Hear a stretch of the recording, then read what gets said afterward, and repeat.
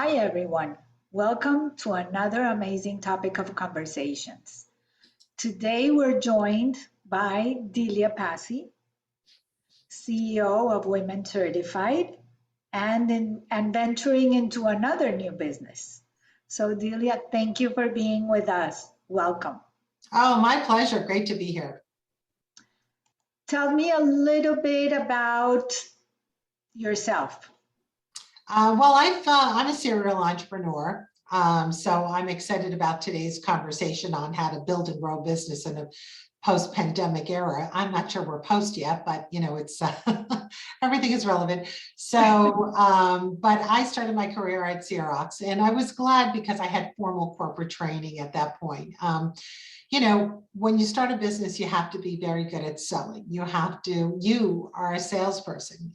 You have to be your own salesperson for yourself, for your company, for the people who work for you, for your vendors.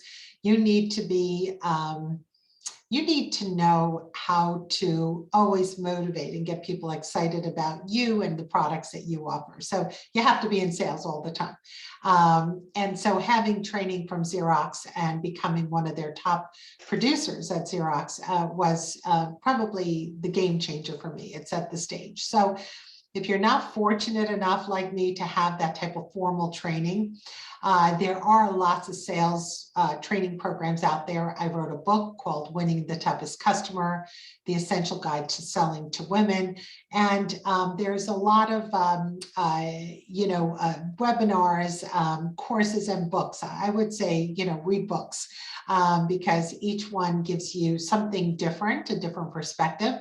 And this way you can find your own personality around how you want to sell yourself and present yourself.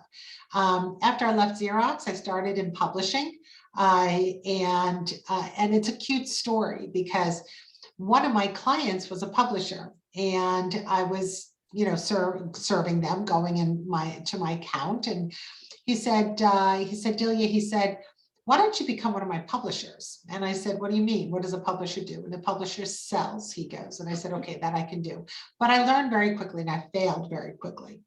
So why I'm sharing that I failed pretty quickly, within 6 months, I thought he should fire me. And then I learned what I was doing wrong and then corrected it very quickly. And then went on to become a group publisher of a large publishing company in New York. From there, I started Women Certified after we left, and I left because I got breast cancer and I wanted to do something more meaningful. So I started a company to empower women for better healthcare.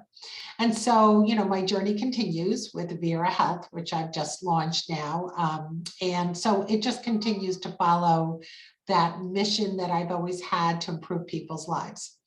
But I will say that you learn through failure. So please embrace failure, because that is truly how we become the success that we are.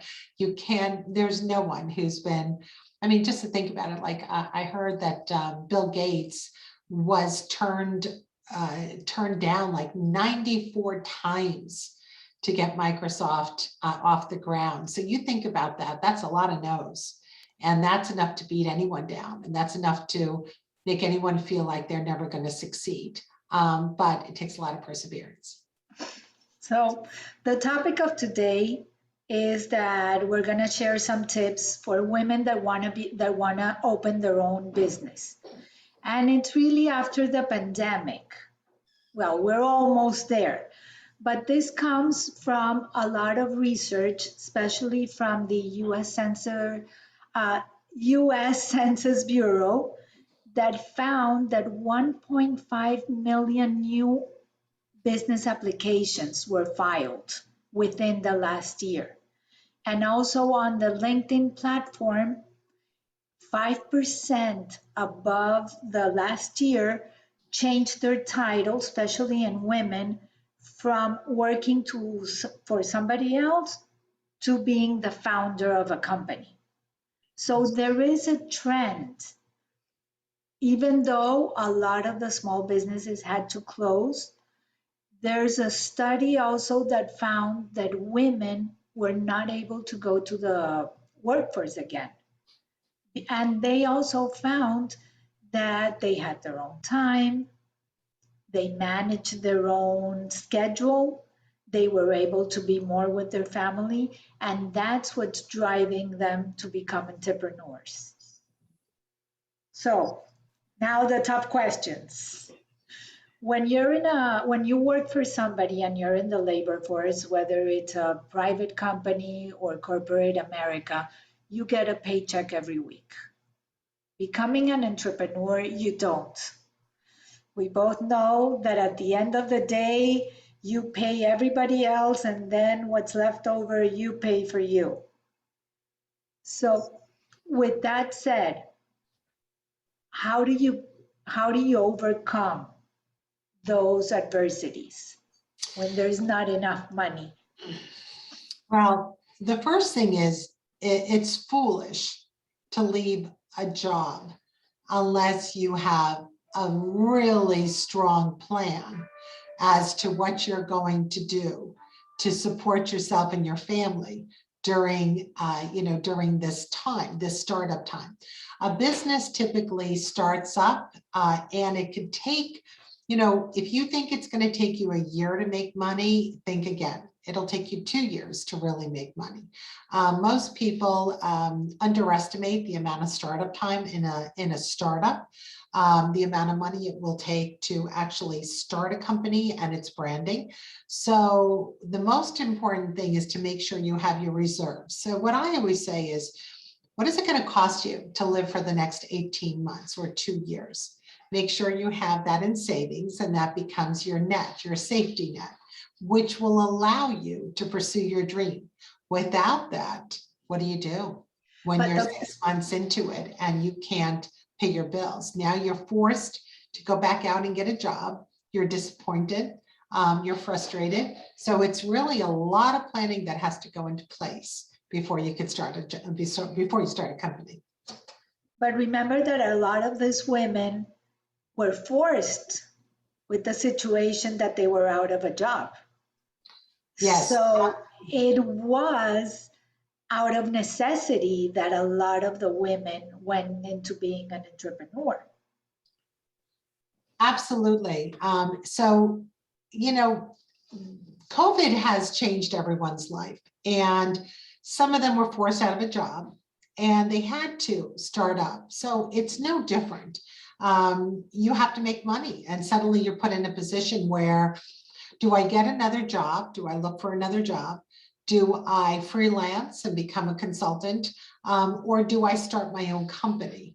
And starting your own company is different than freelancing or being a consultant, because basically what you're doing is you're saying, I'm going to kind of hitch my wagon onto corporations who will pay me a fee for me, not for a staff. When you start a company, typically it's inventory, it's cost of marketing, management, getting a team, potentially an assistant, getting salespeople, think about operations, because basically you have the product, you either have to create, invent, or buy and then sell.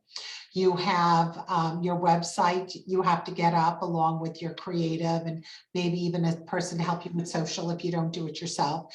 You have to staff yourself, whether it's maybe you're the sole entrepreneur for a while, but you're going to need some maybe freelance services to help you get the business off the ground. Just to give you an example, you probably don't want to handle your own books. Let's say you open a little candle shop, you're not going to want to handle all the books at night, the inventory during the day, the creating the product, the ideation, the marketing, the sales, and the management. You'll probably want to get some support to help you with some of the things that you don't do very well. We can't be an expert on everything, so you got to look for resources out there. So what I'm basically getting at is you have to plan for the unexpected when you open a business. So for example, I'm gonna just translate it in very simple words.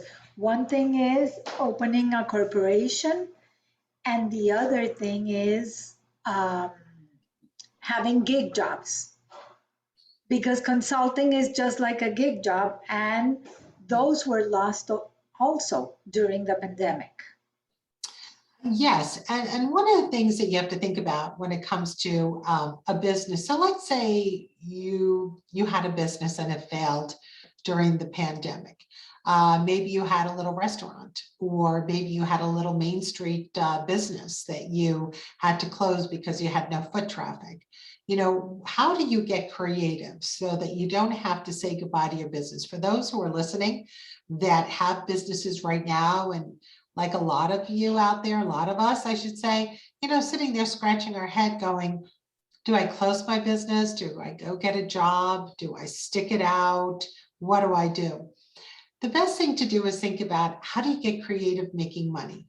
Maybe your customer is not as obvious as you think. So I'll give you an example. So I want go back to candle. I've never had a candle company, but let's brainstorm together. So the first thing you would think about is, I can sell my candles online and I could sell my candles in store. But there's other places. Let me think of where else I could sell my candles. So maybe I can sell my candles on those flea markets. Maybe I could sell my candles and kiosk in malls where they have like Saturday markets where people could set up tables and sell them. Maybe I can go into a salon and put together a display in 5 salons in the area. So you have so many different ideas and ways. Sometimes you just got to think beyond what seems obvious. But you come from a very sales perspective on selling the whole thing. How do you start? Like, what's the first step of opening a business? You have to have a concept that you could basically prove there's a need for.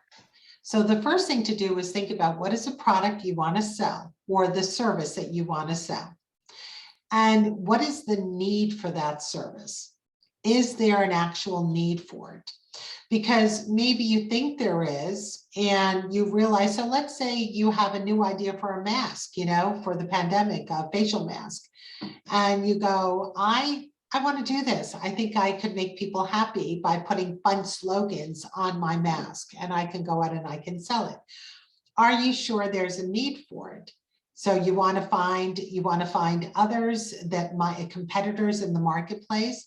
When I launched Vera Health, I felt like I was completely in a unique space. And yet, as I started to talk to companies, oh yes, I had a company similar pitch me. So you have to be able to know your competition really well.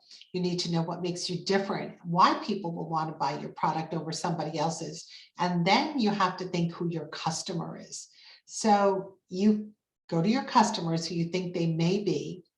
And I say maybe because sometimes your customer changes without you even realizing it. So you go to your customers, you present a presentation, you know, basically it's a pitch deck. Here's what I want to do. And you see if somebody would be willing to, based on your concept, or maybe based on a prototype. So a candle, you'd make a whole bunch, right? Different flavors, scents, maybe, you know, different colors, different wicks, something really unique. And you'd go to your customers. Now, who are your customers? They could be retailers. They could be, you know, churches. They could be anything. I mean, think about who buys candles. And you know, meditation, yoga studios, anything, and ask if, when you let them see their prototype, would they give you an advanced order? That to me is proof of concept. When somebody says, yes, I like it enough that I'll give you an advanced order of 25 candles. Now you know you could literally take that to the bank. So now get 20 of those companies, and now you have an order for 400 candles. Now you can go to family or friends and you can say, I have an order for 400 candles. I need $2,000 to get those made. Would you upfront me the cash so that I could start my business? But at least you have proof of concept.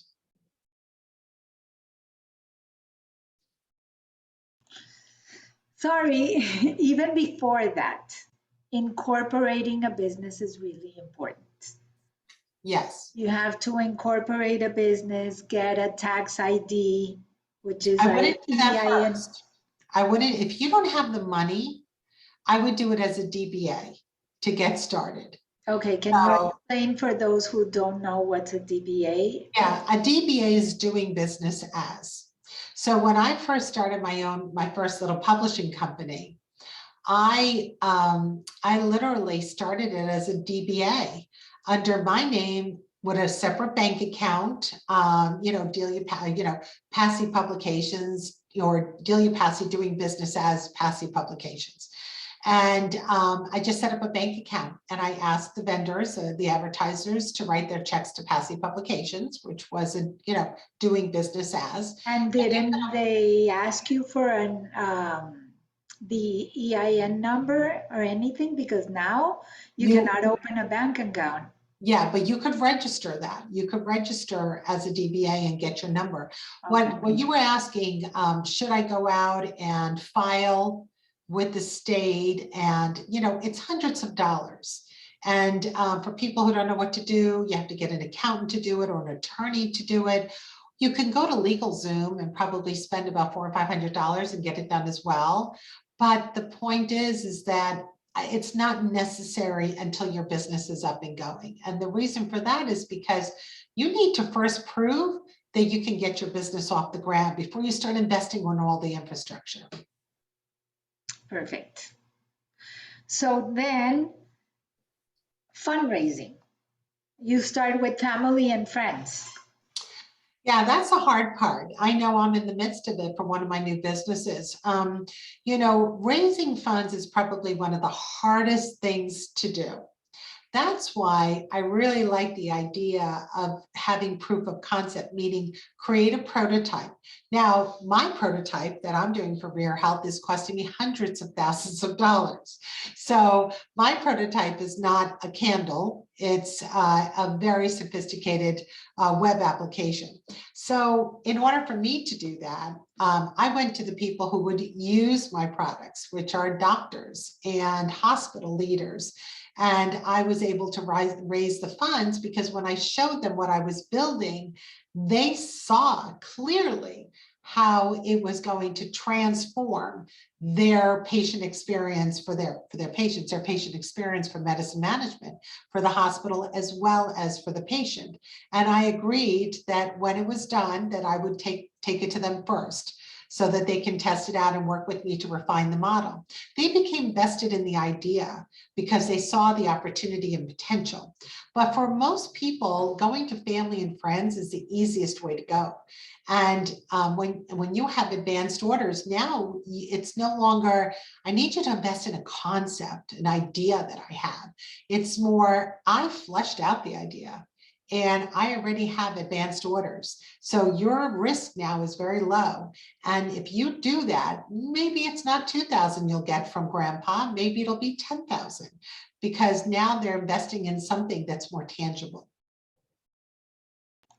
What can they offer their family and friends at the beginning? Or would you take it out as a loan?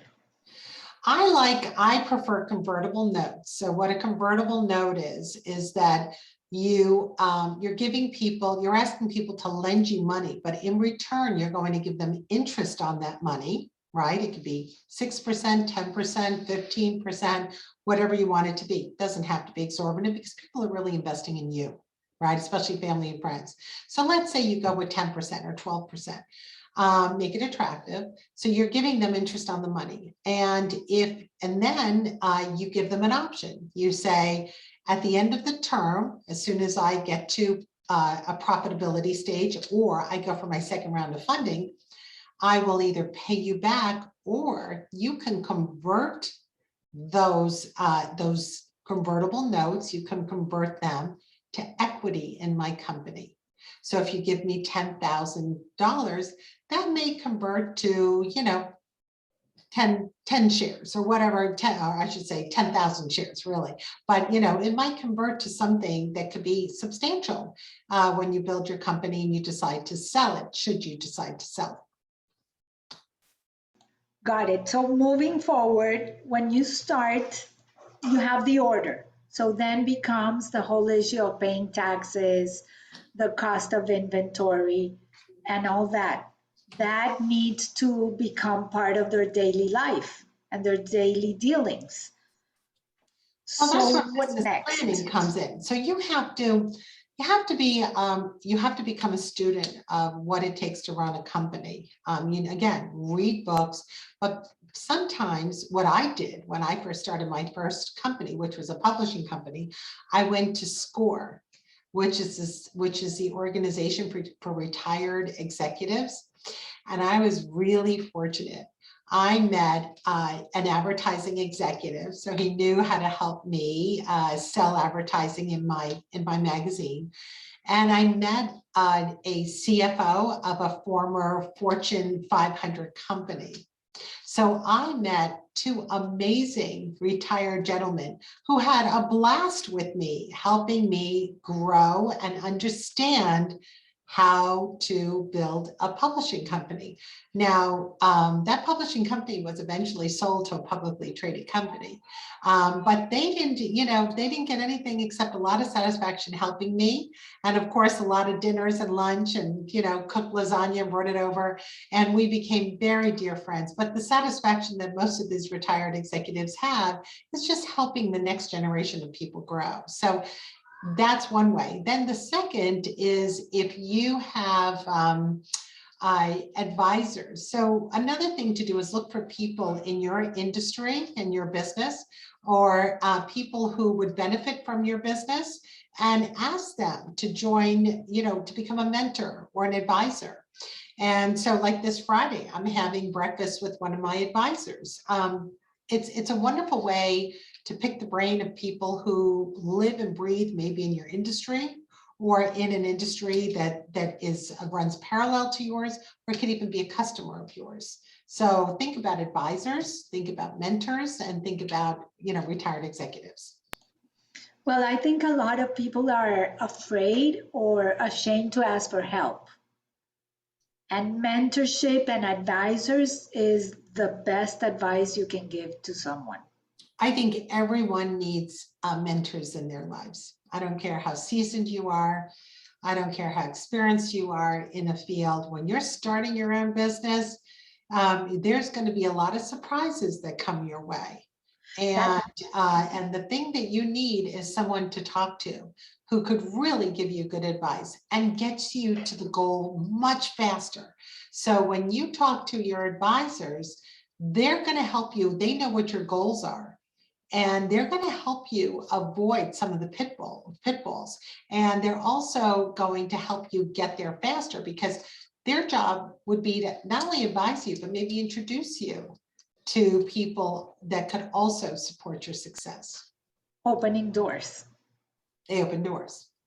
So tell me some of your challenges, like lessons learned that some other can learn from your experience. Well, I think lessons learned is surround yourself with the right people. I think that's the most important thing. I always say I like to have people a heck of a lot smarter than me on my team. If I'm the smartest one in the room, I didn't do my job, because you do need people who are just there to take you up and make you succeed. So surround yourself with the right people. Also, ignore naysayers. There's a lot of people who will tell you, you can't do it. What are you thinking? Why are you doing that? You have a job at Nordstrom, go back to being a salesperson. You don't need to develop your candle shop, or launch a candle shop or a candle line. What are you thinking? Well, those naysayers are there because they are risk averse. They probably have never launched and succeeded in a company, or they have and they've been so burnt by the experience that they're trying to spare you.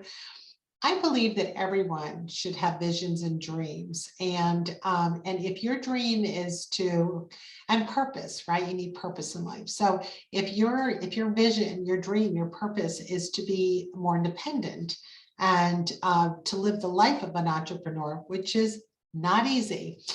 So let's get that straight. But there are a lot of benefits and a lot of perks to it. So I don't want to, because I'm a serial entrepreneur, I wouldn't be in it if I didn't find pleasure in it. But I also know how to handle the stress that comes with it. I would say what you do is you thank people for their opinion. And what I do is every time somebody says to me, what are you thinking? Or why are you doing this? Are you crazy? Or there's other competitor, or down the street, another candle shop just opened. What are you thinking? I ask them, what is it that you think could go wrong with this idea? And I listen to them, and I absorb it. I become a student of why, and I process it. And when they say, well, right down the street, there's another candle shop, why would you open one? I would answer that question thoroughly in my head. I'd write down every reason why mine will succeed. And so I take those opinions seriously. The other thing that I would say is that planning, very important to plan. So for example, if you went into renovation, let's say you decided to buy homes and renovate them. Well, because of the pandemic, the cost of renovation went up 10 to 20% this year. So a lot of people who were in the I'm going to go and renovate a house business suddenly found themselves struggling to buy the materials to renovate the house because they didn't plan for the extra 10, 20% in cost that happened because of COVID, because they couldn't get the supplies. So you have to be ready for those challenges. That's why I always say, put your savings aside. If you think it's going to cost you 10,000, you better have 20,000 ready, because those things will happen. And also have a business plan. Know how you're going to make your money clearly. And it shouldn't just be, well, I'm going to put a really nice scented candle and I'm going to let people smell it and they're going to buy it. That's not a business plan. A business plan is putting down all your cost, all your inventory, everything, and all your expenses, and then how are you going to get the customer? All right. And then what is your conversion rate? So for every 10 people who walk in the store, what do you expect your conversion to be? How are you going to get them to buy more than one? So what is your upsell and cross-sell business? Meaning, maybe along with the candles, I should have a whole bunch of other things that go with candles, so that now I'm thinking of incremental sales in addition to my core sales. And then what is the cost of labor to help you, get it off the ground? So you need a plan. And now the plans are not set in stone. Plans change all the time. My plans change every 3 months, but it doesn't matter. At least I have a core plan to work off of. I love that you touched on the fact that you surround yourself with intelligent people, because a lot of people do not, because they feel threatened. Oh, they are better than me, so they're going to take my job, they're going to do better, they're going to take my idea. And that's a very small minded way of thinking. So I love that you touched on that. When you're an entrepreneur, you have a dream and a vision, and nothing should stop you from getting to where you need to go. So you have to sometimes put your pride aside or your fears aside, because people who are fearful tend not to succeed. It's the people who are risk takers. So it might be a little out of your comfort zone to surround yourself with people who are smarter than you, or that, when I say smarter, just more experience, in maybe a particular area, or they're so much more creative because that's not your strength. It will only get you there faster. But with that said, be a smart business person. If you're going to start a candle shop and you're going to make your own candles and you have a special formula, right, that's very exciting, you're not going to bring people in and teach them your formula and not do a non-compete and a non-disclosure. Think about it, right? Before they walk in the door, when you hire them, you want them to sign that this is proprietary information, it's a non-complete and non-disclosure, so they cannot take your formula and go down the street and create maybe a different version of it. So, you do have to think like that. So fear in that sense is not a bad thing, but don't let fear stop you from breaking through of your comfort zone, for example. So somebody who has a manufacturing company. Let's say they manufacture pillows and they're the #1 pillow company in the world. I think of in my bedroom, I have a pillow, my favorite pillow, I have my favorite candle, I have and that person became hugely successful because they did something a little different. Call them. And you're going, I can't call them. I'm a nobody. They're not going to take my call. Go for it. Go for it. It doesn't They're no matter. different than me and you. They Right. put their pants on the same way. They brush their teeth the same way. Come on, they're people, just like you and me. The worst that can happen is say no. That's it. But here's what I say. When I called the office and I asked to speak to Mary Smith, the head of this whatever, and if their assistant says, I'm so sorry, but Mary unfortunately cannot take the call, you explain to them why you're calling, what you were hoping to achieve by calling, and if there's anybody from their team that they could recommend that you speak with or maybe meet with, because that's how you get ahead. And then you have social networks like LinkedIn that allow you to just about talk to anyone. Yeah. And with this, I'm going to have to finish because we're out of time. There is one thing that we forgot to mention. And whenever you open whatever business you do, you have to have the passion to do it. Nothing is more important than the passion and the perseverance, because passion is what will drive the experience, but it's the perseverance. It's not giving up even on the bad days where you feel like you're, my husband says sometimes, he goes, some days you eat the bear, some days the bear eats you. And you got to be able to take those days and get through them and start over in the next day, all fresh and new with revived energy, because that's why over 90% of businesses close. That's what it takes. I call it when you go back in steps, you just get some force so that you can climb back, not back 2 steps, but forward 3. That's right. So thank you so much. It was a pleasure. Everybody, please stay safe above all, and we will see you next week. Have a great day.